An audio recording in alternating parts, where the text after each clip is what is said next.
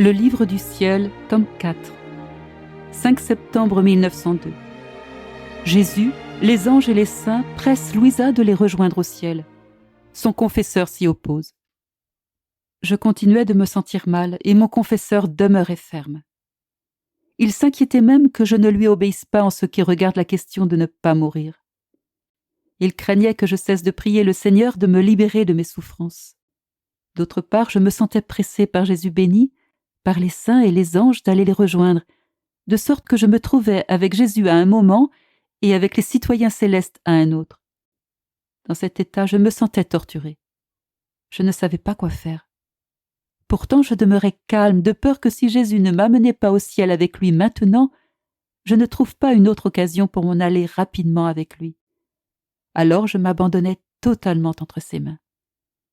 Pendant que je me trouvais dans cette situation, je voyais mon confesseur et d'autres gens qui priaient Jésus de ne pas me faire mourir.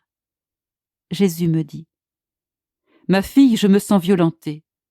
Ne vois-tu pas qu'ils ne veulent pas que je t'amène avec moi ?» Je répondis : « Moi aussi je me sens violentée. Vraiment, ils mériteraient une punition pour placer une pauvre créature dans un tel état de torture. » Jésus poursuivit : « Quelle punition veux-tu que je leur donne ?» Ne sachant pas quoi dire devant cette source de charité inépuisable, je répondis : « Mon doux Seigneur, puisque la sainteté exige le sacrifice, fais d'eux des saints. S'ils n'en retirent pas d'autre avantage, ils auront au moins atteint le but de me garder avec eux comme âme victime, et moi, j'aurai atteint mon but de les voir devenir des saints, tout en leur ayant obtenu la patience de supporter la souffrance que requiert la sainteté. » Jésus était tellement heureux d'entendre ce que je disais qu'il m'embrassa en disant : « Bravo, ma bien-aimée, tu as su choisir ce qu'il y a de plus excellent pour leur bien et pour ma gloire. C'est pourquoi il faut céder pour l'instant.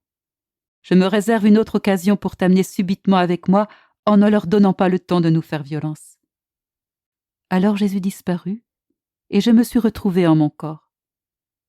Mes souffrances étaient en partie atténuées et je ressentais en moi une nouvelle vigueur, comme si je venais de naître. Mais Dieu seul connaît la souffrance et le tourment de mon âme. J'espère au moins qu'il veuille accepter la dureté de ce sacrifice.